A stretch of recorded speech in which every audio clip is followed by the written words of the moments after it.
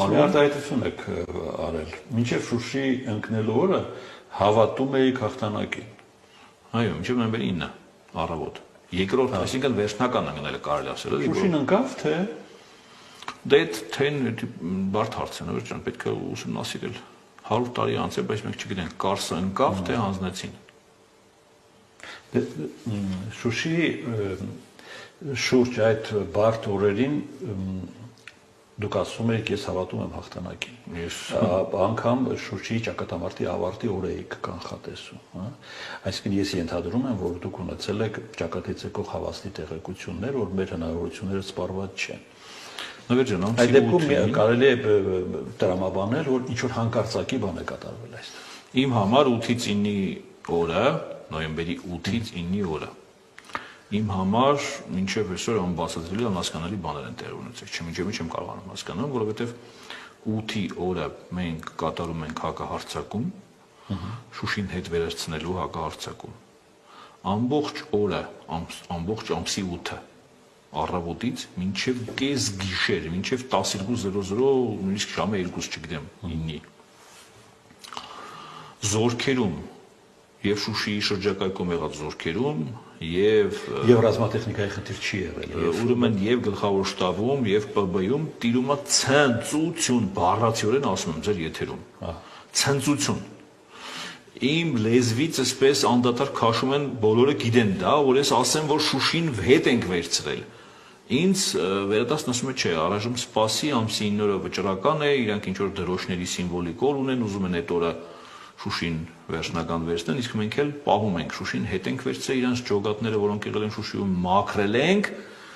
Ես ականջիս մեջ եմ մինչև այսօր Պաշտպանության բանակի հրամանատար գեներալ լեյտենանտ Արզումանյանի ուրեմն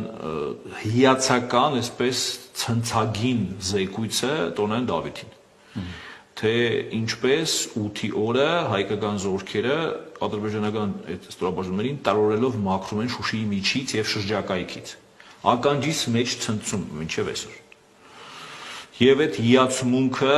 կենացներ, ուրախություն, ես համարում էի, որ բեկում է մտել, բեկում պետք է մտնել, ես հավատում էի, նվեր ջան, ես ամեն օր հավատում էի, որ բեկում պետք է լինի, մի օր, մի բնակեցում, գոնե մենք այդ աղեղը չէինք հանձնում։ Այո, մենք մի բնակեցում իրանց կայունացնելու ենք, իրանք չեն կարելու առաջ գան, դա կլինի անտառ, սար, լեռ, բայց մոտավորապես այդ լանդշաֆտում հասկանում էի, որ բոլորս հասկանում ենք, որ հարթավայրում մենք չենք կարող, իրենք շատ ուժեղ են։ Բայց հրադադարի մասին դեռ խոսք չկար որևէ։ Չկար հրադադարի մասին, ես տեղյակ չէի հրադադարի մասին։ Ես վստահ եմ, որ մենք ձմեռ այդ բեկումից հետո մենք անցնելու ենք դանդաղ, թեկուզ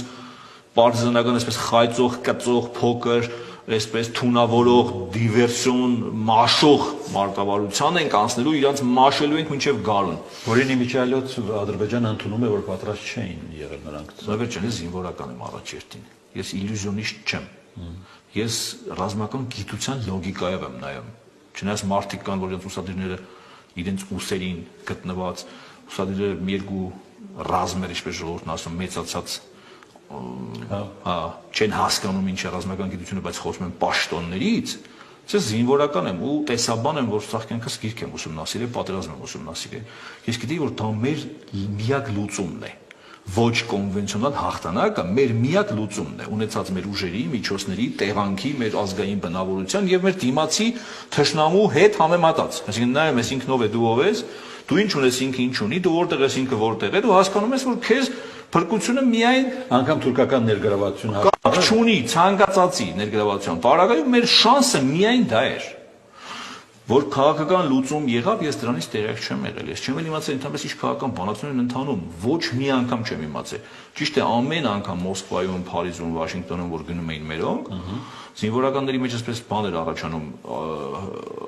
սպասում, որ հեսա կկանգնի կռիվը, հեսա ապրիլանի պես մի բան կլինի, արագ կկանգնի կռիվը, բայց երրորդ անգամից հետո ես արդեն ինքս չէի ուզում, ինք անձամբ իմ կարծիքներով չէի ուզում կանգնել, ուզում էի, որ մինչև գարուն կռվենք, մենք հաղթենք այս պատերազմը։ Եվ դրա մեջ շանս տեսնում էի ես։ Սա եղել իմ ընդհանուր տրամադրվածության, սնուցման աղբյուրն էլ, այդ էներգիան էլ եւ այլն։ Ամսի 9-ի առավոտ ես սպասում էի 8-ի ցնցության վերջաբանին, այսինքն եզրահանգումը պետք է լիներ դրա, չէ՞, պետք է ավարտվեր։ Ու այնտեղ լրագրողները ինձ սպասում էին, ՊԿՎ զանգում էր անդադար, ես 6-ին վերադարձել էի Ղարաբաղից։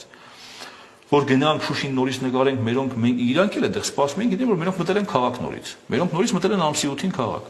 Ու մեկ էլ ամսի 9-ի կեսօրին մոտիկ նորից ՊԲ-ից անմիջապես ասում են, որ չէ, այտենց բան ոնց որ չստացվեց, իրանք նորից վերադարձան քաղաք, նորից վերցրին քաղաքը ու ասենք այս շոկի մեջ ընկա։